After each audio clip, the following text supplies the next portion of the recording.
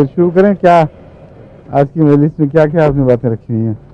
آج کل جہاں پہ جو مضمون چل رہا تھا جی اس کو جاری رکھنے کا حضور نے ارشاد فرمایا تھا. آپ کے پاس کوئی لاؤڈ اسپیکر ہے؟ یہاں رکھ لیں اس کو. ان کی آواز آ رہی ہے؟ ٹھیک ہے چلیں اونچا کر لیں اس کو تاکہ آپ کی آواز بھی آ جائے ساتھ ہی. چلیں ہاں بتائیے. کل جو مضمون جاری تھا ہومیوپیتھک سے متعلق تعارف اور علاج کے طریق اور تجربات, اسی کو آج انشاءاللہ جاری رکھنے کا پروگرام تھا. اس کے علاوہ کچھ بعض دوستوں نے جو خطوط میں نسخے وغیرہ حضور سے پوچھے ہیں. اچھا چند نمونے کے خط. اچھا ٹھیک ہے, اگر ضرورت پڑی تو یہیں بتا دیں ان کو. ٹھیک ہے.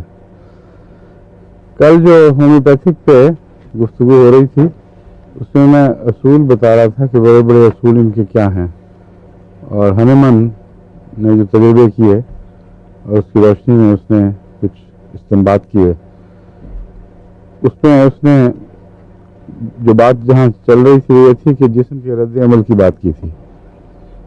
اس سلسلے میں بعد میں جو دنیا میں تحقیق ہوئی ہے اس نے ہنیمن کے نظریات کو باقاعدہ سائنسی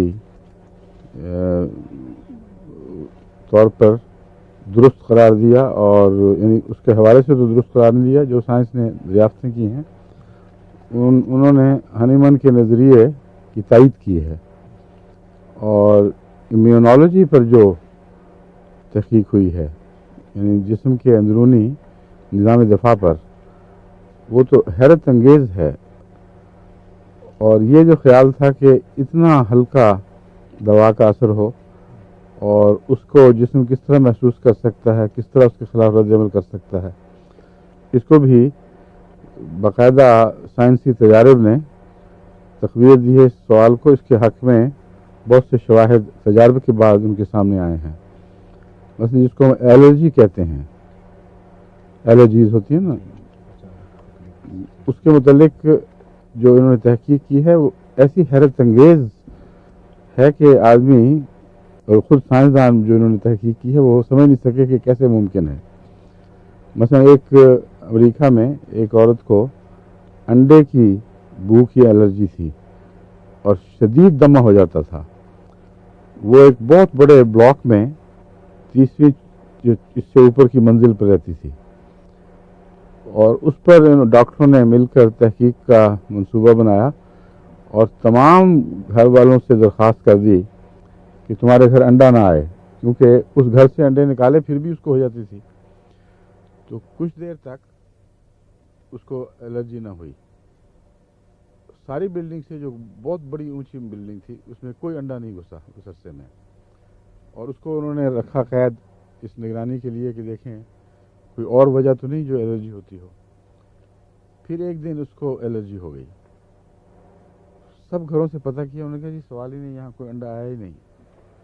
پھر انہوں نے تحقیق کی, بہت اوپر کی منزل میں ایٹک پہ ایک کبوتری نے انڈا دیا تھا. اب بتائیے وہ اس کی خوشبو کیسی نکلتی ہوگی.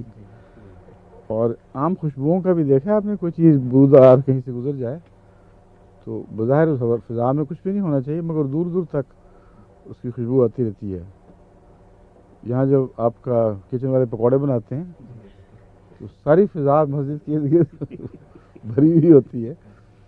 تو اللہ تعالیٰ نے جو چیزیں بنائی ہیں ان کے لطیف در لطیف ہونے کی کوئی حد نہیں ہے, اور اتنا لطیف ہو جاتی ہیں کہ بظاہر انسان عقل سوچ نہیں سکتی اصل کا کوئی مادہ ہوگا, لیکن پھر بھی اس میں وہ کچھ نہ کچھ اس کا اثر رہ جاتا ہے باقی.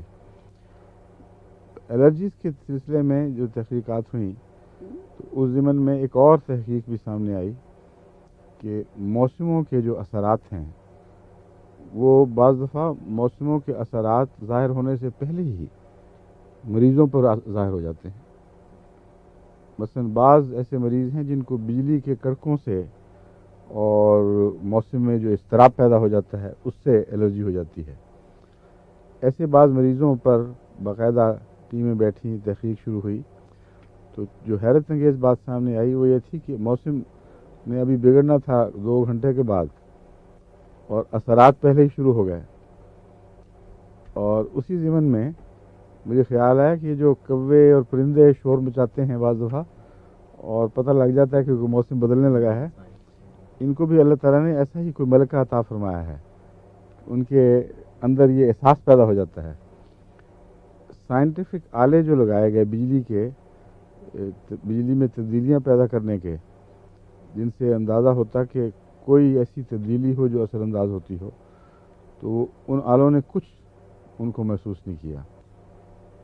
जो बहुत ही बारीक किस्म के आले थे वो भी नाकाम रहे, लेकिन जिस मरीज़ को बीमारी होनी थी उसको हो गई, और इंतज़ार किया तो पता लगा कि फिर बड़ा सख्त एक तूफ़ान आ रहा था बाद में। तो वो क्या उसके मुहर्रिकात हैं, कौन सी तब्दीलियाँ ऐसी पैदा हो जाती हैं जिनसे फ़िज़ा में एक ख़ास किस्म का एक इर्तियाश पैदा होता है जिसको ये लोग महसूस कर लेते हैं, इस पर अभी साइंसदान खामोश हैं, कोई मुअय्यन तहकीक नहीं हो सकी। जिन दिनों में मैंने होम्योपैथिक शुरू की थी, उस ज़माने में मुझे एक दफ़ा ख्याल आया कि जो 30 पोटेंसी, 200 पोटेंसी, 100,000 पोटेंसी, 1,00,000 की पोटेंसी, ये जो बना के हम दवाइयाँ देते हैं, तो मैं ज़रा मॉलिक्यूल्स और एटम्स के लिहाज से हिसाब लगा के देखूं कि 30 पोटेंसी में कितने असल दवा के एटम मौजूद होंगे, और उससे अंदाज़ा हो कि वाक़तन वो दवा मौजूद भी है कि नहीं। तो रब्वा में मैंने कैलकुलेशंस की, कुछ हमारे एमडी साइंसदानों से भी फ़ायदे उठाए, तो पता चला कि किसी भी दवा के 23वीं ताकत के बाद जो भी दवा बनती है उसमें असल का एक ज़र्रा होने का भी कोई इम्कान नहीं है। 23 का मतलब पता क्या है? 46 ज़ीरो लगाएं एक के दाईं तरफ, और वो उतना हिस्सा होगा,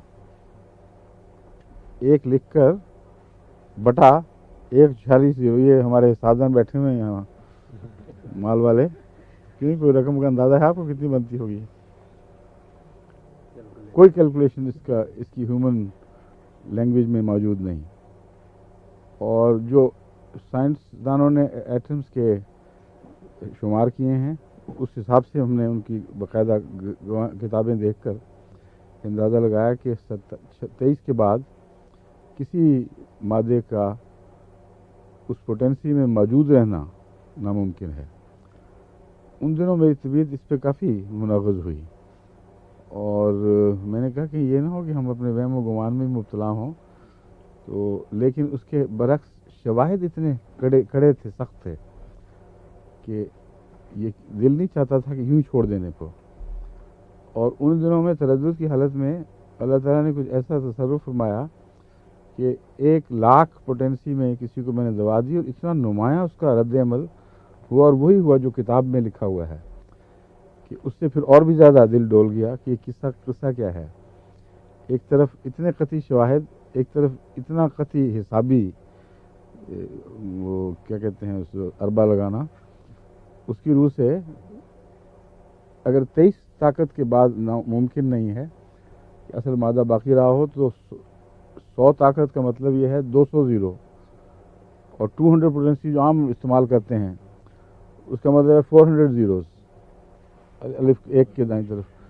और जिन पोटेंसियों पर राजा साहब का हाथ खुला हुआ है, 1,00,000 राजा नज़ीरा में साहब बड़े बेतकल्लुफ़ होकर इस्तेमाल करते हैं, और हमारे वक्फ़ जदीद के जो डॉक्टर हैं वो भी, उनको शौक़ है लाख का कसरत से इस्तेमाल किया जाए, लखपति कहलाते हैं वो मेरे नज़दीक, वो भी। और उसका मतलब है 1,00,000 के बजाय के साथ एक लिखकर 2,00,000 ज़ीरो बनाओ।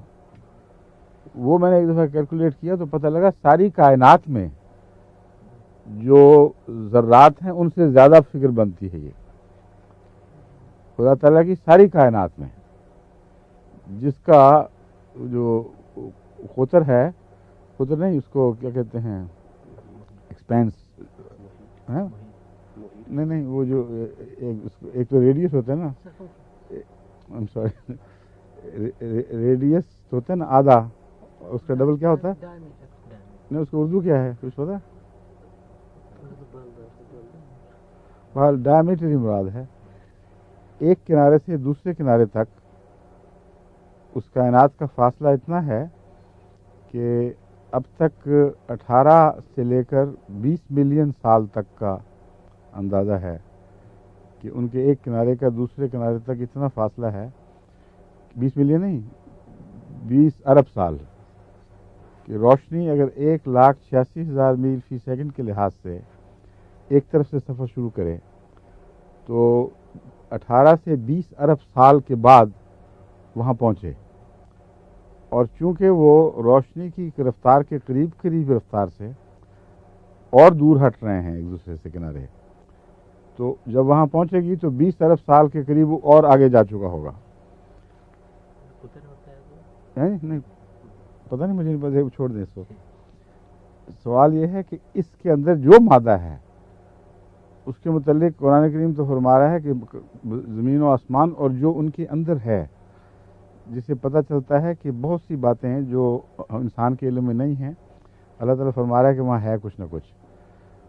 اب انہوں نے ڈارک میٹر معلوم کر لی ہے کہ جو نظر نہیں آتی، مگر کوئی بھی اسپیس ایسی نہیں جس میں کوئی مادہ موجود نہ ہو.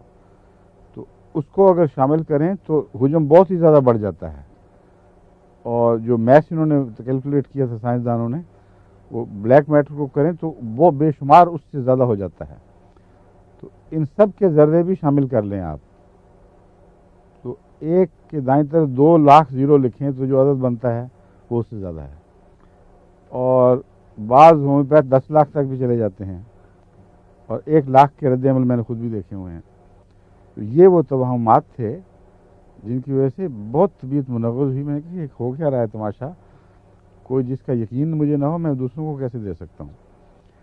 اس بنا پر دعا کی تو اللہ تعالیٰ نے ایک مضمون مجھے سمجھایا، یعنی الہامن نہیں مگر دل میں یہ بات پیدا ہو گئی اور پھر دل مطمئن ہو گیا کہ خدا تعالیٰ نے کوئی میموری سسٹم بنایا ہوا ہے.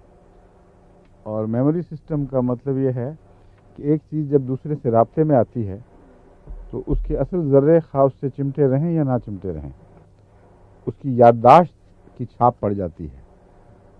اور یہ یادداشت جتنا چاہو ہلکی کر لو لیکن مٹے گی نہیں کبھی. جو ایک دفعہ نقش جم گیا وہ جم گیا، اور وہ پھر قیامت تک نہیں مٹ سکتا، وہ ہلکا ہو کے مغلوب ہو جائے گا. یہ جو نظریہ تھا اس سے مجھے اطمینان ہوا کہ اصل ذرے کی تلاش کی ضرورت ہی کوئی نہیں. جب تک یہ بات ثابت ہوتی رہے کہ چھاپ موجود ہے ہمارے لیے کافی ہے. انگلستان آنے کے بعد چند سال پہلے مجھے ایک بات سے حیرت ہوئی کہ ایک دفعہ بہت بڑی بڑی خبریں اخباروں میں شائع ہوئیں کہ فرانس کے ایک نوبل laureate جو فزکس میں یا کسی اور مضمون میں، نہ اس میں غالباً بایو کیمسٹری میں، وہ نوبل پرائز حاصل کر چکا تھا، اس نے اور اس کے ایک ساتھی نے ایک ہومیوپیتھ سے مل کر تجربے کیے کہ یہ جو پوٹینسیاں بتاتے ہیں کیا بایو کیمیکلی جسم پر واقعتاً کوئی رد عمل ظاہر ہوتا ہے کہ نہیں. تو انہوں نے دیکھا کہ ان دواؤں کا جن کا کیلکولیشن کے لحاظ سے اصل کا موجود رہنا ناممکن ہے، ان کا اثر رد عمل بالکل وہی ہوا جو اس ہومیوپیتھ نے ان کو بتایا تھا کہ یہ ہونا چاہیے. تو اس پر انہوں نے یہی تھیوری پیش کی، میموری تھیوری، اور اس کا عنوان یہی چھپا ہوا تھا کہ میموری تھیوری. اس پر بعض سائنسدانوں نے اس پہ اعتراض بھی کیے، پھر معاملہ آہستہ آہستہ ٹھنڈا پڑ گیا. لیکن جو اعتراض میں نے دیکھے ان کا جواب واضح موجود تھا، کیونکہ وہ انہوں نے اپنی طرف سے کسی مریض پر اس کو دہرایا جس کی وہ رد عمل نہیں ہوا بعضوں پہ. حالانکہ ہومیوپیتھک میں نشانے پر بیٹھنا ضروری ہے. جب تک صحیح تشخیص نہ ہو وہ دوا یہ تو نہیں کہ سلفر جس کو مرضی دے دو وہی رد عمل دکھائے گی. اس کا نظریہ ہے یہی کہ بالکل ان علامتوں سے ملتی جلتی بیرونی علامتوں والی چیز، کوئی بیرونی چیز جس میں وہ علامتیں ہوں، وہ دی جائے تو روح اس کے خلاف رد عمل دکھاتی ہے. یہاں میں نے روح کا لفظ بولا ہے اب، اس لیے کہ جو بھی رد عمل ہوتا ہے وہ اتنی لطیف حد تک لطیف در لطیف ہو چکا ہوتا ہے کہ اس کا جسمانی رد عمل کو تصور میں نہیں آ سکتا. انسان کی کانشیسنیس، سب کانشیسنیس میں بظاہر اس کا کوئی ریکارڈ نہیں معلوم ہوتا. تو عین ممکن ہے کہ یہ روح کا شعور اس لطافت کو محسوس کرتا ہو.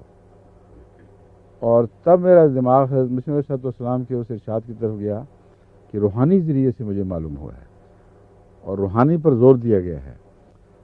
تو یہ روحانی علاج ہے، مگر ان معنوں میں روحانی علاج نہیں جن معنوں میں لوگ کہتے ہیں کہ پیر فقیر نے دعا کر دی تو ہو گیا، کیونکہ یہ علاج تو بھینسوں پر بھی چلتا ہے اور بالکل مرغیوں پہ بھی چلتا ہے. راجستھان میں کافی کمائی کی ہوئی ہے مرغیوں کے علاج میں. تو اب دیکھ لیں آپ، روحانیت سے اس کا کوئی تعلق نہیں، دنیا کی کمائی کے ساتھ بھی تعلق ہے. جہاں درست بیٹھے وہاں درست بیٹھتا ہے. چنانچہ جانوروں کے استعمال علاج کے سلسلے میں ایک دوا ہے جس کو ڈاکٹر کینٹ نے اپنے میٹیریل میڈیکا، فلسفی اور ہومیوپیتھک میٹیریل میڈیکا میں لکھا ہے. بڑی خاص طور پر اس کی سفارش کی ہے کہ میرے تجربے میں یہ کافی مفید پائی گئی ہے دوا. وہ ہے اپھارے کی دوا. اور اس کا ڈاکٹر صاحب کو یاد ہے، تمہیں اشتہار چھپا کرتا تھا اکسیر اپھارا کیوریٹو. اب لوگ بے شک ان سے خریدیں، مگر دوائی میں بتا دیتا ہوں کیا ہے. وہ کالچیکم 200 ہے، وہ کینٹ نے پیش کی ہے. اور کیا ہاں نہیں مجھے یاد ہے ساری دیکھیں. کینٹ نے ذکر کیا ہے کہ عام طور پر اس وقت جب کہ ان کی جانوروں کی کوکھیں بھر گئی ہوں ہوا سے اور پھول چکی ہوں، اور اس وقت لوگ ڈاکٹر کی بجائے قصاب کی طرف دوڑ رہے ہوں کہ اس کا چھری چلے اس کی اور جانور ہمارا گوشت تو بچ جائے کم سے کم. کہتے ہیں اس وقت بجائے اس طرف جانے کے اگر کالچیکم 200 کی کچھ گولیاں اس کے منہ میں ڈال دو تو دیکھو دیکھتے دیکھتے ٹھیک ہو جائے گا. ہماری اپنی وہاں گائے بھینسیں تھیں اور بھیڑیں بھی. ان جانوروں پر میں نے بارہا استعمال کیا ہے اور حیرت انگیز طریقے پر دیکھتے دیکھتے وہ ریلیز ہونا شروع ہو جاتی ہے ہوا، لیکن بعض دفعہ نہیں بھی ہوتی. اس لیے یہ تحدی کرنا ظلم ہے اور عقل کے خلاف ہے کہ ایسے چٹکلے انسان کے ہاتھ میں آ جائیں کہ جس میں خدا کی خدائی اس کے ہاتھ میں سب کنجیاں تھما کر ایک طرف بیٹھ رہے. کسی علاج میں تحدی کا دعویٰ غلط ہے. اور اس ضمن میں نے خود کر کے دیکھا ہے، وہ لوگ جو اس کو چٹکلے کے طور پر استعمال کریں کئی دفعہ جانور مر بھی جاتے ہیں. لیکن اور بھی تو وجوہات ہو سکتی ہیں کہ اور دوا تلاش کرنی چاہیے. جب ایک دوا کام نہ کرے تو کسی اور دوا کا سہارا لینا چاہیے. اسی طرح جانوروں کے علاج کے سلسلے میں ڈاکٹر غلام مصطفیٰ صاحب، وہ مسلم الدین صاحب کے عزیز ہیں، ان کے مسلم الدین ان کی بہنوئی ہیں غالباً، ڈاکٹر غلام مصطفیٰ ربا والے، وہ جن کو پنجابی میں ڈنگر ڈاکٹر. ڈنگر ڈاکٹر تو خیر اور قسم کا محاورہ ہے، لیکن ویسے وہ بڑے انسان ڈاکٹر ہیں، بڑے اچھے سلجھے ہوئے. میں جب احمد نگر جایا کرتا تھا میرے ساتھ سائیکل پہ وہ اور بعض بھائی بنگلہ دیش جن کو ہم کہتے تھے، یہ بھی ساتھ جایا کرتے تھے. تو انہوں نے مجھ سے ایک دفعہ ذکر کیا کہ ایک بیماری ایسی ہے جس کا ہمارے پاس کوئی علاج نظر نہیں آتا اور اب تک 100% اس میں موت واقع ہوتی ہے، اور وہ ہے سینگوں کا کینسر. سینگ میں نچلے حصے میں ایک کینسر ہوتا ہے اور اس کا کوئی علاج نظر نہیں آتا. اور مجھے یاد نہیں کہ کینٹ میں کہیں میں نے پڑھا تھا یا کسی اور جگہ کہ سورائنم سینگ کے کینسر میں مفید ہے. تو میں نے سورائنم کی 1000 طاقت دی، جو 1000 کا مطلب ہے 2000 صفر ہے، وہ بھی لفظ کوئی ہنسا ہمارے علم میں نہیں ہے. اور ڈاکٹر صاحب لے گئے اور دوسرے دن بانچیں کھلی ہوئی. انہوں نے کہا جی اس کو ہوا تھا جانور کو سینگوں کا کینسر اسٹیبلشڈ، اور میں نے دیا وہ ٹھیک ہونا شروع ہو گیا اور ہفتے کے اندر اندر وہ بالکل ٹھیک اور نارمل ہو گیا. پھر میں نے اور بھی بہت سے مریضوں پر اس کو استعمال کیا. ڈاکٹر صاحب نے بھی باقاعدہ یہ دوا اپنے پاس رکھ لی تھی. اب ان کا تجربہ بتائے گا کہ کتنے حصے میں ناکامی ہوئی، یہ بھی نوٹ کرنا چاہیے. بعض ہومیوپیتھ ایک قسم کے پیشہ ور اشتہاری بن جاتے ہیں، جو ان کو کامیابی دکھائی دے دے وہ بولتے رہتے ہیں اس کے متعلق، اور جو ناکامی ہے وہ چھپا کے بیٹھ جاتے ہیں. جس طرح پیشہ ور پیر نہیں ہوتے، ان کے بعد ہوتے ہیں دلال، ان سے کوئی قبولیت دعا ہو جائے تو وہ اس کا ذکر لیے بیٹھتے ہیں، جہاں نہ ہو سکے اس کو نظر انداز کر دیتے ہیں۔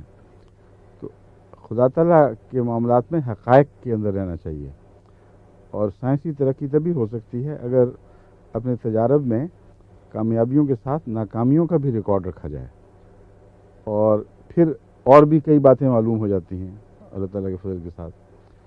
تو بہرحال یہ جو بیماریاں ہیں ان میں جانوروں پر اثر انداز ہوتی ہیں دوائیں، اور بڑی قطعی طور پر ہوتی ہیں۔ ایک دوا پلسٹیلا ہے، اس کے متعلق بھی کہا جاتا ہے کہ یہ بہت سے خواتین کی پیدائش، بچے کی پیدائش کے وقت ان کے لیے مفید ثابت ہوتی ہے۔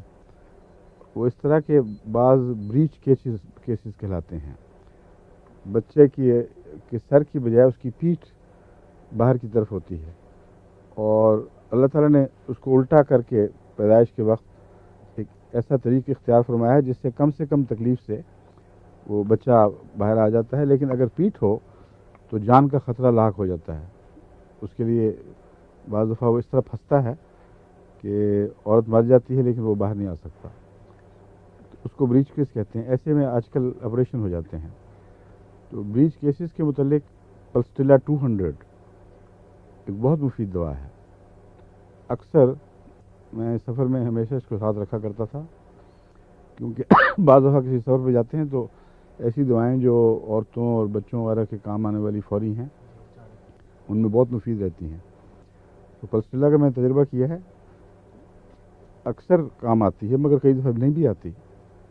ایسی صورت میں جو ہومیوپیتھ متصب ٹائپ کے ہیں وہ کہتے ہیں جی سوال ہی نہیں پیدا ہوتا، بے شک اس کو اور کوئی علاج نہ کرو، یہ بے وقوفی ہے اور بعض صورتوں میں ظلم بھی بن جاتا ہے۔ ہومیوپیتھی کریں لیکن اپنی کمزوری کو وقت پر تسلیم کرنا لازم ہے۔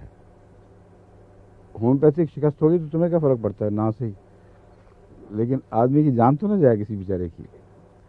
اس لیے مولوی بننا ہر علم میں بہودگی ہے، مولویت بڑا ظلم ہے۔ مولوی ہومیوپیتھ میں بھی ہوتے ہیں اور ایلوپیتھ میں بھی ہوتے ہیں، اور وہ ضد لگا بیٹھتے ہیں کہ بالکل اس کے سوا کوئی سسٹم ہی نہیں ہو سکتا ہے، بالکل باقی سب جھوٹ ہے، ناممکن ہے۔ اور وہ مولوی جو ہیں وہ علم کے لیے بھی خطرہ اور بنی نوع انسان کے لیے بھی۔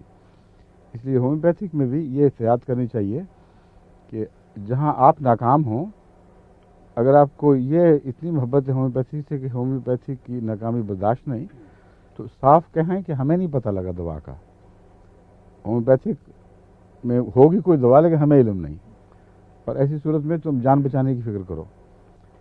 چنانچہ مجھے کئی دفعہ ایسا موقع پیش آیا، میں نے کہا اس سے آگے میں نہیں جاؤں گا، کیونکہ آگے تمہارے بچے کی یا تمہاری جان کا خطرہ ہے، اس لیے فوراً اپنا علاج فکر کرو۔ اور کئی دفعہ ایسا ہوا ہے کہ جو علاج نہیں ہو سکا یہاں وہ وہاں بھی نہیں ہو سکا، لیکن اس سے کم یہ تو دل پر ایک داغ نہیں لگنا تھا کہ شاید وہاں چلا جاتا تو کچھ بہتری ہو جاتی۔ مگر کئی دفعہ ایسا بھی ہوا ہے کہ جب ہمارے بس میں نہیں تھا، ایلوپیتھک علاج سے بالکل شفا یاب ہو گیا۔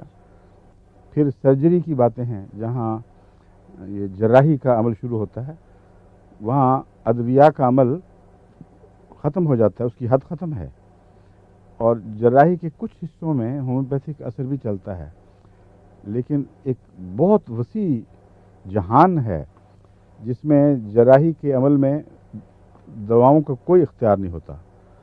اب ہڈی ٹوٹ کے الگ الگ ہوئی ہے کہ ہومیوپیتھ بیٹھا دوائیاں دیتا رہے کہ نہیں جڑ جائے گی، وہ سیدھی ہوگی تو جڑے گی، لیکن اس کو سیدھا کرنے کے لیے جو میکینیکل مینز ہیں وہ ضروری ہیں۔ تو یہ جو ہے جراحی، یہ ایک میکینیکل سائنس ہے، اس کے ساتھ ادویہ بھی چلتی ہیں، اور ان ادویہ میں ہومیوپیتھک ادویہ بھی ہیں جو بہت مفید ثابت ہوتی ہیں، میرا تجربہ ہے۔ لیکن جو بیمار ہے جراحی کا، اس کو اس کے سپرد کرنا چاہیے، تم اس کو سنبھالو۔ اسی طرح میں ذکر کر رہا تھا، سفر کے دوران مجھے جو خواتین کی بیماریوں میں موقع ملے ہیں، ان میں ایک شاید میں نے پہلے بات بتائی تھی، یہ سندھ میں جو واقعہ ہوا تھا۔ میں لڑکانے انور آباد دورے پر گیا ہوا تھا، اور وہاں رات کو خوب مجلس گرم تھی، جلسہ تقریر ہو رہی تھی، تو اتنے میں ایک آدمی کھڑا ہو گیا بیچارہ، اور اس نے بہت درد کا اظہار کیا کہ میں مارا گیا، میری بیوی اس وقت سخت تکلیف کی حالت میں ہے اور اس کے لیے دعا کا اعلان کروائیں۔ تو میں نے کہا ہم دعا کرتے ہیں، مگر بتاؤ تو صحیح کہ تکلیف کیا ہے۔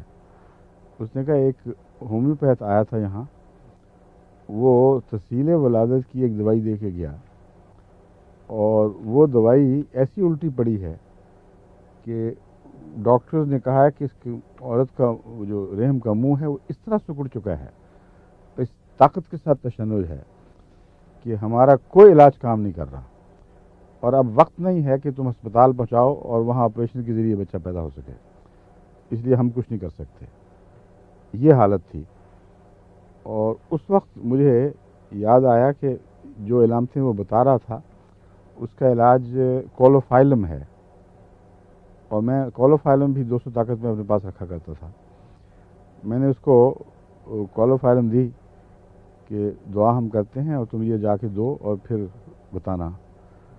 کوئی 10-15 منٹ کے اندر اندر ہی وہ ہاتھ میں مرغی پکڑی اور دوڑا دوڑا آ رہا تھا۔ میں کہ کیا ہوا ہے؟ مرغی محبت کے اظہار کے لیے تحفے کے طور پر کہ صحت مند پیارا بچہ پیدا ہوا ہے، اور دوائی دینے کے چند منٹ کے اندر اندر بیوی کو سکون مل گیا، اور پھر وہ ساری ریلیکسیشن ہو گئی اور خدا کے فضل سے ٹھیک ٹھاک بچہ ہو گیا۔ تو ہومیوپیتھک کوئی ایک چٹکلا نہیں ہے، ایک سائنس ہے، اس کو سائنس کے طور پر پڑھنا چاہیے، اور اس کے مطالعہ کے وقت عجز کو پیش نظر رکھنا چاہیے۔ کسی علم میں تکبر اختیار کرنا غلط بات ہے۔ علمی تکبر کو یا ذاتی کسی اور کمال کو تکبر کے ذریعہ بنانا یہی ہے جو خدا کو ناپسند ہے، اور دوسرے لفظوں میں اسی کو میں مولویت کہتا ہوں۔ تو مولویت سے پرہیز کریں۔ انکسار کا تقاضا یہ ہے کہ جہاں کمزوری نظر آئے مان جائیں، کوئی حرج نہیں۔ ان شرطوں کے ساتھ ہومیوپیتھک سیکھیں جو میں نے بیان کی ہیں۔ اب اس سلسلے میں آپ کو یہ بتاتا ہوں اگلی بات، دفاع کا جہاں تک تعلق ہے، سائنسدانوں نے دفاعی نظام پر اتنی تحقیق کی ہے، لیکن ابھی تک اس کو آخر تک اس پر محیط نہیں ہو سکے، نہ ہو سکتے ہیں کبھی۔ لیکن ایک بات قطعی طور پر نظر آ چکی ہے کہ جو اندرونی نظام ہے وہ اتنا مربوط اور اتنا ترقی یافتہ ہے کہ کوئی ایوولوشنری تھیوری، کوئی ایوولوشنری نظریہ اس کا حل پیش نہیں کر سکتا کہ کیسے ممکن ہوا۔ اب تک تو یہی علم ہے ڈاکٹروں کا یا سائنسدانوں کا کہ سینٹرل نروس سسٹم سے خون کے اندر دوڑنے والے خلیوں اور ان گلینڈز کا جن میں وہ دفاع پیدا ہوتے ہیں کوئی تعلق اور کنٹرول نہیں ہے۔ لیکن میرے نزدیک یہ 100% درست نہیں ہے۔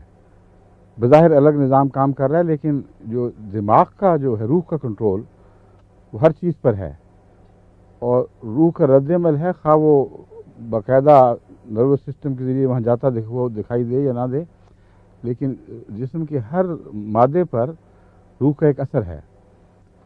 وہ کس طرح اثر وہ دکھاتی ہے ہمیں علم نہیں ہو سکا، لیکن اب تک کی تحقیق جو بتاتی ہے وہ یہ ہے کہ انڈیپینڈنٹ ایک آزاد نظام ہے دفاع کا، اور جو اتنا مربوط اور اتنا مکمل ہے کہ اس کو پڑھتے ہوئے ہوش اڑ جاتے ہیں کہ کیسے ممکن ہوا یہ۔ جب جسم میں کوئی ایسا مادہ داخل ہوتا ہے جس کو وہ کہتے ہیں فورن باڈی، جس کو جسم رد کرنا چاہتا ہے غیر سمجھ کر، تو اس پر کیا ہوتا ہے؟ پہلے کچھ گلینڈز ہیں جو اس کو ایک خاص قسم کا سیل تیار کر کے روانہ کرتے ہیں، یا کئی سیل تیار کرتے ہیں جو ان کی فوراً پروڈکشن ہوتی ہے، یا پہلے سے موجود تھے تو وہ ریلیز کر دیے جاتے ہیں۔ وہ جاتے ہیں اور جسم میں اس چور کی تلاش کر کے اس کے گرد ایک قسم کا گھیرا اس طرح ڈالتے ہیں کہ انفارمیشن اس کی بھیجتے رہتے ہیں کہ یہ کہاں ہے، کیا کر رہا ہے، اور پھر جسم ایسے ذرے ریلیز کرتا ہے جو اس کے اوپر جا کے چسپاں ہو جاتے ہیں اور اس پر نشاندہی کرتے ہیں کہ یہ چور ہے۔ پھر دفاع کے نظام کو حکم دیتا ہے کہ چور اس قسم کی چیز ہے, اتنا بڑا ہے, یہ اس کی عادتیں ہیں, اور اس کو مارنے کے لیے جو ضروری قوائف ہیں وہ یہ ہیں. اس کے بعد جو دفاعی فوج خدا تعالیٰ نے نظام بنا رکھا ہے وہ میڈ ٹو میجر پیدا کی جاتی ہے. لاکھوں قسم کے دفاعی سیل ہیں جو پیدا ہو سکتے ہیں, اور ہر حملے کے لیے الگ سیل ہونا ضروری ہے جو بعین ہی اس کے مقابلے کی طاقت رکھتا ہو, اس کے مطابق ہو. وہ جب پیغام دیتے ہیں ذرے, جو پیغامبر ہیں وہ باقاعدہ بھیجتے ہیں میسنجرز, وہ RNA کے ذریعے کہ یہ چیزیں یہاں ہو رہی ہیں. اس پر کوئی چیز آرڈر پہنچاتی ہے, خون کے گودوں میں, نہ جسم ہڈیوں کے گودے میں, جہاں جہاں بھی یہ چیزیں بن رہی ہیں دفاعی, ان کو کہتے ہیں کہ ہمیں اس قسم کے وائٹ سیلز چاہیے اتنی تعداد میں, اور ریلیز کر کے بھیج دو. وہ پھر حملہ کر کے پہنچتے ہیں وہاں, اور آنن فانن اس کو لپیٹ کر, اکثر بڑے ہوتے ہیں جو ان کو لپیٹ کر آپ بھی مر جاتے ہیں, ان کو بھی ڈسٹرائے کر دیتے ہیں. اور اس طرح وہ نظام جو ہے وہ آپ کا ہر وقت دفاع کر رہا ہے, اور یہ دفاع ہر لمحہ جاری ہے, اور انسان کو پتہ ہی نہیں کہ کیا ہو رہا ہے. اب اس کی مثال ہے خون کا اجتماع. ایک طرف آپ دیکھتے ہیں کچھ دیر کے بعد وہ سوجنا شروع ہو جاتا ہے, اور ایک پیڑا پھوڑا یا اس قسم کی کوئی چیز ابھرتی ہے, یا کیل ابھرتا ہے. وہ کیا چیز ہے جس نے خون کو کھینچا ہے؟ وہ یہی نظام ہے. وہاں دراصل کوئی جراثیم داخل ہوئے تھے, اس نے جلد میں یا کسی جگہ کسی کیڑے نے, کسی جرم نے اپنی جگہ بنا لی. اس کے متعلق اطلاعیں بھیجی گئیں نظام کو, اس کے مقابل پر ایک فوج روانہ کی گئی. وہ خون جو وہاں جمع ہو رہا ہے اس میں وہ فوج ہے, وہ اس سے لڑتی ہے, اور جو مار دیتی ہے وہ پیپ بن رہی ہے. تو جو پیپ آپ دیکھتے ہیں کچھ دیر کے بعد پھوڑا پکا اور پیپ پھوٹ پڑی, وہ یہی فوجوں کی لڑائی کے بعد جو کشتوں کے پشتے لگ جاتے ہیں, ان کی لاشوں کو پھر نکالنے کے لیے جسمانی نظام اوپر کی جھلی کو پھر کاٹنا شروع کرتا ہے, اور اس کو اندر سے باہر کی طرف حرکت دینا شروع کر دیتا ہے. اس لیے آپ اگر خود نہ بھی اس کو نکالیں تو کچھ عرصے کے بعد یا وہ پھوٹ کر نکل جائے گا, یا اندر پھر جھاڑو دینے والے سیلز بھی موجود ہیں, وہ اس کو لیتے ہیں اور کڈنیز کے ذریعے, پسینے کے ذریعے, دوسرے ذرائع سے اس مادے کو نکالنا شروع کر دیتے ہیں. یہ اتنا کامل نظام ہے دفاع کا, اس کو عام کے ذریعے کس طرح اپنے فائدے میں استعمال کیا جا سکتا ہے, یہ سوال ہے جس کا ہومیوپیتھک سے تعلق ہے. ہومیوپیتھی فلسفے کے مطابق جب آپ نے کسی دوا کا مزاج سمجھ لیا تو اس قسم کی کوئی بیماری جب آپ کسی مریض میں دیکھیں گے تو شناخت کریں, اور ہر مرض کو ایک لیبل یا ہر مریض کو ایک لیبل دیا جا سکتا ہے, یہ پلسٹیلا ہے, یہ آرسنک ہے, یہ فلاں ہے, یہ فلاں ہے. بالعموم یہ دیکھا گیا ہے کہ ایک مریض کا ایک مزاج ہے, اور اگر اس کی بیماریاں ہر الگ الگ دوا کے ذریعے قابو کرنا مشکل ہوں تو آپ اس کو مزاجی دوا دیں تو بہت حد تک اسی سے فائدہ ہو جائے گا. مزاج سے مراد یہ ہے کہ ایک شخص کو ہم کہتے ہیں پلسٹیلا ہے, مثلا پلسٹیلا مزاج میں نرمی اور رونے کی طرف مائل ہونا اور نسوانی کیفیات کا غالب ہونا, یہ ایک اس کا مزاج کا بنیادی مرکزی حصہ ہے. اس لیے اگر کوئی مرد ہو یا عورت ہو, اس سے بحث نہیں, جس میں پلسٹیلا کی علامتیں مزاج کی پائی جائیں اس کی بہت سی بیماریوں میں پلسٹیلا مفید ہوگی, لیکن لازم نہیں ہے کہ پلسٹیلا ہی سے اس کی ساری بیماریاں دور ہوں. لیکن پلسٹیلا کے مزاج کے ساتھ کچھ اور بھی باتیں اس میں وہ بھی دیکھنی پڑتی ہیں. مثلا پلسٹیلا کے ساتھ نرمی بھی ہے, لیکن جسم گرم ہے, ہاتھ پاؤں جلتے ہیں, اور بعض صورتوں میں پاؤں جلتے ہیں تو ہاتھ نہیں جلتے, اسی لیے ایسی عورتیں جو اپنے پاؤں سوتے میں باہر نکال دیتی ہیں، خاص سردیاں بھی ہوں، ان کو پاؤں کے اوپر کپڑا پسند نہیں آتا، وہ عموماً پسٹیلا کو ظاہر کرتی ہیں، لیکن آگے پھر تصادم کا امکان ہے۔ ایک عورت کا جسم پسٹیلا کا ہو اور مزاج سرسخت ہو تو وہاں پسٹیلا کام نہیں کرے گی۔ ایک شخص کا مزاج پسٹیلا کا ہو اور بعض دوسری علامتیں اس میں موجود نہ ہوں تو وہ پسٹیلا کو قبول نہیں کرے گا۔ تو اس لیے اتنا آسان سسٹم نہیں ہے کہ کسی مزاج کو سمجھ کر آپ کہیں لو جی اب دوا لگی۔ بہت سے اندرونی تصادم پائے جاتے ہیں، مثلاً رونا اور رونے کی طرف میلان نیٹرمیور میں بھی پایا جاتا ہے، اور اسی لیے بعض ڈاکٹرز نیٹرمیور کو پسٹیلا کا کرونک کہتے ہیں۔ اور یہاں ایکیوٹ اور کرونک، حاد اور مزمن کا فرق بتانا ضروری ہے۔ حاد کہتے ہیں ایکیوٹ کو، ایکیوٹ سے مطلب ہے کہ کوئی چیز بیماری فوراً ظاہر ہو یا آہستہ بھی ہو مگر ذرا جلدی مکمل ہو، اور پھر یا مریض کو ساتھ لے جائے یا چھوڑ جائے اور پھر بالکل اس کا پیچھا چھوڑ دے۔ اس میں مثال کے طور پر نمونیا ہے اور پیچش ہے، سیپٹک ڈائریا، ایسا اسہال، ہیضہ وغیرہ، یہ سب بیماریاں جو ہیں یہ حاد کہلاتی ہیں۔ ان میں کچھ بیماریاں ہیں جو نسبتاً لمبا ہونے کا مزاج رکھتی ہیں، مثلا ٹائیفائڈ ہے، وہ حاد بھی ہے ایک پہلو سے اور مزمن بھی ہے کہ اگر وہ بگڑ جائے تو بعض دفعہ سالوں تک پیچھا نہیں چھوڑتا۔ تو اس طرح انہوں نے بیماریوں کو تقسیم کیا ہوئے حاد اور مزمن میں۔ تو بعض دواؤں کو حاد کہہ دیتے ہیں، بعض کو مزمن، دواؤں کو بھی، اس لیے کہ پسٹیلا کا زیادہ تر تعلق آنے جانے والی مرضوں سے ہے، لیکن وہ مرضیں اگر ٹھہر جائیں تو کہتے ہیں اس کا اوپر کا مزاج جو مزمن ہے وہ نیٹرمیور یعنی ٹیبل سالٹ ہے، اور ٹیبل سالٹ اگرچہ ہم روز کھاتے ہیں، ہمارا منہ ہر وقت سالٹ سے بھرا رہتا ہے، اس کے باوجود جس کو ہومیوپیتھک پوٹینسی میں جب اس کو دیا جائے تو یہ اثر کرتا ہے، اور اس کے مزاج میں رونے کی طرف میلان شامل ہے، گہرے غم اور ان کے بد اثرات شامل ہیں۔ غم سے خصوصاً جو لوگ پاگل ہو جاتے ہیں ان میں نے دیکھا ہے نیٹرمیور کافی مفید اثر دکھاتی ہے۔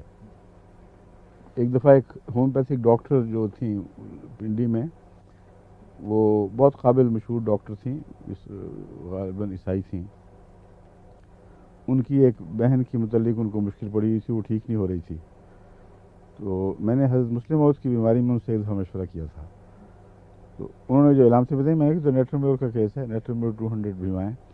اس کے بعد ان کا بڑا خوشی کا اظہار ہوا کہ وہ اس سے فائدہ ہوا۔ تو بیماریاں بے شمار قسموں کی ہیں، دوائیں بھی بے شمار قسموں کی ہیں، ہم عموماً لیبل لگاتے ہیں کہ یہ فلاں حاد ہے، فلاں مزمن ہے۔ نیٹرمیور کو اسی لیے پسٹیلا کا مزمن ہی نہیں بلکہ اگنیشیا کا مزمن بھی کہا جاتا ہے۔ اگنیشیا ایک عام پھل کھانے والا پھل ہے، یعنی پپیتا، پپیتے سے جو دوا بنتی ہے اسے اگنیشیا کہتے ہیں، اور اگنیشیا کا غم سے بہت تعلق ہے۔ غم سے پیدا ہونے والی تکلیفیں اور خود غم کا جسم پر غلبہ کرنا، اس کا علاج اگنیشیا ہے۔ میں عام طور پہ 30 میں دیتا ہوں اور مدد ملتی ہے، لیکن اگر وہ غم گہرا اثر چھوڑ گیا ہو تو اگنیشیا کچھ نہیں کرے گی، عموماً اس کا بدل پھر نیٹرمیور ہی ہے، اور بھی دوائیں ہو سکتی ہیں۔ پھر یہ بھی ضروری ہے ہومیوپیتھ کے لیے کہ ان اصطلاحوں کے چکر میں پڑھ کے اپنے تجربے کو محدود نہ بنا بیٹھے۔ یہ بھی دیکھنا پڑتا ہے کہ کسی بیماری کا کون سا اثر مزمن بنا ہے۔ مثلا اگنیشیا میں تشنج بھی پایا جاتا ہے، اسی لیے اگنیشیا کے مریض کو ہچکی آتی ہے۔ اب جب تک آپ اس کی روح کو نہ سمجھیں، اس کے مرکزی اثر کو پہچانے نہیں، ایسے کیسز میں جہاں کتابیں آپ کی مدد نہیں کرتی اور کچھ مشکلات پیش ہوتی ہیں، آپ کچھ بھی نہیں کر سکیں گے۔ اس کا ایک اثر تشنجی ہے. یہ دیکھنا ہے اس تشنجی کا اثر کا کس کس سے تعلق ہے. نیٹریمور سے نہیں ہے, اس کا نکسوامیکا سے ہے, اس کا میک فاس سے ہے, اس کا بیلاڈونا سے ہے, اور ایسی دوائیں جن میں تشنج پایا جاتا ہے ان سے تعلق ہے. ایک دفعہ میرے پاس ایک مریض کے متعلق اطلاع ملی کہ وہ اس کو ایسی ہچکی ہے جو کسی قیمت پہ بند نہیں ہو رہی. اس کو ٹرائی کیا, میں نے اس پہ نکسوامیکا بھی استعمال ہو چکا ہے, بیلاڈونا بھی استعمال ہو چکا ہے, اور سب ناکام رہے ہیں. تو تشنجی دواؤں میں پھر تلاش کرنا چاہیے نا کہ جو ڈاکٹروں نے لکھا ہو کہ اس کا مضمن یہ اور اس کا مضمن فلاں. تو مجھے خیال آیا کہ جو تشنج میں شدید ترین دوا ہمارے پاس ہے جس سے مرگی بھی پیدا ہوتی ہے وہ کیوپرم ہے, اور اس کا خصوصاً انتڑیوں کے زہروں سے تعلق ہے. تبھی ایسے ہیضے میں جس میں انتڑیوں میں ہیضہ ایسے زہریلے مادے پیدا کر دیتا ہے کہ اس سے شدید تشنج ہوتا ہے, اور ایسا مریض بڑی تکلیف سے مرتا ہے. اس کی پنڈلیوں میں خصوصیت سے تشنج پیدا ہوتے ہیں, انگلیاں مڑتی ہیں اور رنگ نیلا ہونے کی طرف مائل ہوتا ہے, اور وہ تشنج جو ہے وہ ناقابل برداشت تکلیف پہنچاتا ہے. اور ایسے مریض کے متعلق ڈاکٹروں نے, جب آپ ہومیوپیتھک کتابوں میں پڑھیں گے تو کہیں گے بعض مریض ایسے ہیں جن کو کوپیس یعنی کھلے اسہال لگتے ہیں, اور ان میں وریٹرم ایلبم کا نام لیا جاتا ہے ایک. لیکن بعض ایسے مریض ہیں ہیضے کے جن میں تھوڑا تھوڑا اسہال نکلتا ہے لیکن پیٹ پھولتا ہے اور تشنج ہوتا ہے. اب وہ تھوڑے تھوڑے کی بحث نہیں ہے, اصل میں وجہ یہ ہے کہ وہ بنیادی چیز تشنج ہے. جب تشنج پیدا ہو تو انتڑیوں کو کھلی چھٹی نہیں ملتی کہ اندر جو گند پیدا ہو رہا ہے اس کو باہر نکالیں. تھوڑا سا چلتا ہے تو ایک دم تشنج ہو جاتا ہے. اس لیے مزاج سمجھنا, میں آپ کو مزاج کی بات کروں, یہ مثالیں دے رہا ہوں کہ آپ نے اگر ہومیوپیتھک پڑھنی ہے تو ہومیوپیتھک ڈاکٹروں نے جو کتابوں سے پڑھ پڑھ کر باتیں لکھی ہوئی ہیں ان کو سرسری نظر سے نہ دیکھیں, کوشش کریں کہ مزاج میں ڈوبیں اور کنو معلوم کریں. پھر آپ کو بار بار کتابیں دیکھنے کی ضرورت نہیں پڑے گی. اور اس مریض کو مثلا مجھے اس تشنج کی نظر سے خیال آیا کہ اگرچہ ہومیوپیتھک دواؤں میں جہاں میں نے ہچکی کا دیکھا اس میں کیوپرم کہیں نہیں پڑا تھا, میں نے اس کو کیوپرم بھیجا اور اسی دن اللہ کے فضل سے وہ شفایاب ہو گیا. حیرت سے اس کا خط یا فون ملا تھا کہ میں تو حیران رہ گیا ہوں. وہ کئی دنوں کی مرض جو جواب ہی نہیں دے رہی, برا حال ہو چکا تھا, وہ چند گھنٹے کے اندر اندر بالکل ٹھیک ہو گئی. تو ہومیوپیتھک میں اللہ تعالیٰ کی فضل سے شفا کا مادہ بہت ہے مگر تشخیص بہت مشکل کام ہے. کھلے ذہن کے ساتھ دواؤں کے مزاج سمجھ کر پھر آپ علاج کریں گے تو انشاءاللہ تعالیٰ آپ کو فائدہ ہوگا. تو تشنجی دوائیں اور بھی بعض اپنی خاصات علامتیں رکھتی ہیں. مثلاً بعض تشنج گرمی سے بڑھتے ہیں, اور ان تشنجوں میں بیلاڈونا اور اس کا کیوپرم کا مزاج ملتا ہے. بیلاڈونا میں خون کا رش ایک طرف اتنا زیادہ ہوتا ہے شدت کے ساتھ کہ اس کو کم کرنے کے لیے ٹھنڈا کرنا پڑتا ہے. جس طرح آج کل اب ڈاکٹروں میں ٹھنڈی ٹکور گرم ٹکور کے محاورے چل پڑے ہیں, اس طرح وہاں ٹھنڈی ٹکور فائدہ دے گی. اور میکفاس ایسی ہے جس کو گرمی فائدہ دیتی ہے, مریض ٹھنڈا ہوتا ہے مزاج کا. نیٹریمیور کا مریض بھی عموماً مزاج کا ٹھنڈا ہے, اس کے ہاتھ پاؤں اکثر ٹھنڈے رہتے ہیں. سورائنم کا مریض ہے وہ بھی بہت سردی محسوس کرتا ہے, اور خاص طور پر پاؤں تو بعض دفعہ وہ گرم ہوتے ہی نہیں, جو مرضی کر لو. اس دفعہ قادیان میں یہ میرے کام آئی تھی. میری بیٹی اونا کو وہاں ایک دم سردی کا دورہ اس طرح پڑا کہ جسم میں حرارت جوابی پیدا ہی نہیں ہو رہی تھی, کیونکہ قادیان میں شوق تھا بہت حد پھرنے کا ادھر ادھر, اور احتیاط نہیں رہی. پاؤں بالکل ٹھنڈے ہوئے تھے.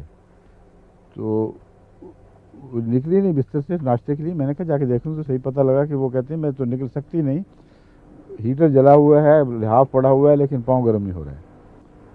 تو میں اس کے لیے سورائنم لے گیا 1000 یا 200 میں, اس کے منہ میں ڈالی, اور کب تھوڑی دیر کے بعد بتانا. تھوڑی بار ہنستے کھیلتے کہتے ہیں میں حیران ہوں, مجھے گرم ہوتے دیکھے ہیں پاؤں, یوں لگتا ہے سرسراہٹ ہوئی ہے اور پاؤں گرم ہونے شروع ہو گئے. ایلوپیتھک نظام میں اس قسم کی چیزیں نہیں ہیں.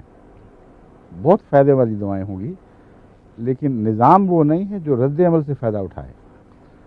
اس لیے رد عمل سے فائدہ اٹھانے کے لیے سب دوائیں ہیں, اور رد عمل کے لیے ضروری ہے کہ جس طرح خدا نے دفاعی نظام میں صحیح تشخیص کا ایک عظیم الشان نظام بنایا ہوا ہے.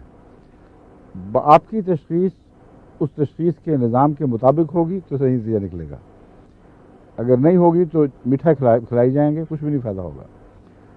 اور اس کا اصول یہ ہے کہ وہ بیماری جسم کے اندر جو موجود ہے, جس سے جسم غافل ہو گیا ہے یا اس کا حملہ اتنا اچانک تھا کہ اس سے وہ مغلوب ہو گیا, لیکن اس کے باوجود اجتماعی طور پر جسم میں اس کے مقابلے کی صلاحیت موجود ہے. ایسے مریض کے لیے جب آپ ہومیوپیتھک دوا کے ذریعے پیغام بھیجتے ہیں تو پیغام یہ ملتا ہے کہ تمہیں مثلا فرض کریں ایک آدمی ہے, اس کو بائیں طرف کی سر درد ہو رہی ہے, ہاتھ پاؤں ٹھنڈے ہیں اور ساتھ متلی ہو رہی ہے. اگر ایسی دوا آپ کو معلوم ہو کہ اس کے کھانے ایسا زہر کہ اس کے کھانے سے بائیں طرف کی سر درد ہوتی ہے, متلی ہوتی ہے اور ہاتھ پاؤں ٹھنڈے ہوتے ہیں, تو جب آپ ہومیوپیتھک پوٹینسی میں اس کو دوا منہ میں ڈالتے ہیں تو اس کی روح یہ پیغام محسوس کرتی ہے کہ مجھ پر ایسا حملہ ہو رہا ہے, باہر سے مجھ پر کوشش کی جا رہی ہے کہ تمہارے ہاتھ پاؤں ٹھنڈے ہو جائیں, تمہارا سر بائیں طرف سے دکھنے لگے اور متلی ہو. تو وہ جو خابیدہ طاقت تھی وہ اچانک بیدار ہوتی ہے اور جسم کے اندر ہلچل شروع ہو جاتی ہے, اور جو پیغام اندر سے اس کو نہیں پہنچ سکا تھا وہ پیغام بیرونی پیغام کے ذریعے متحرک ہو جاتا ہے, اور دیکھتے دیکھتے مریض ٹھیک ہو جاتا ہے اللہ کے فضل کے ساتھ. اب ہم یہ نہیں کہہ سکتے کہ سر درد کیوں شروع ہوئی تھی, کیا ہوا تھا, لیکن ہمیں یہ پتہ ہے کہ فلاں زہر میں ایسی ہی علامتیں پیدا کرنے کی صلاحیت ہے. تو ہومیوپیتھک کا نظام اگر حسابی زبان میں بیان کیا جائے تو جیسے ہم حساب کیا کرتے تھے الجبرا میں کہ فرض کرو اصل زر 100 ہے, اگر فرض کرو اصل زر 100 ہے اور اصل زر واقعی 100 ہو تو ایکویشن برابر آئے گی, ورنہ غلطی نکلے گی. پھر آپ اس کو ٹھیک کرتے چلے جائیں گے یہاں تک کہ وہ حسابی اعداد درست ہو جائیں گے جن کا اصل زر واقعی 100 بنتا ہو, پھر صحیح جواب بیٹھے گا. تو ہم یہ فرض کرتے ہیں کہ فرض کرو ایکونائٹ سے ملتا جلتا کوئی زہر اس مریض کو بیمار کیے ہوئے ہے. اگر واقعتاً ایسا ہو تو ایکونائٹ کام کر جائے گا, یعنی اصل بیماری کو دور کرے گا. پھر یہ فرق ہے ہومیوپیتھک طریقہ علاج اور دوسرے علاج میں. ابھی کہتے ہیں 1 منٹ سے رہ گیا, تو پھر اب باقی پھر سے انشاءاللہ. ہر روز ضروری نہیں ہے, کسی دن کر لیا کریں گے, کسی دن نہیں کریں گے. ہاں, کولیسٹرول کو کم کرنے کے لیے پوچھا ہے مبشر صاحب نے, پھر صحیح میں انشاءاللہ دوائی دوں گا اس کے لیے, اور نسخے بھی کل, باقی باتیں پھر صحیح. اچھا, السلام علیکم, خدا حافظ, فی امان اللہ.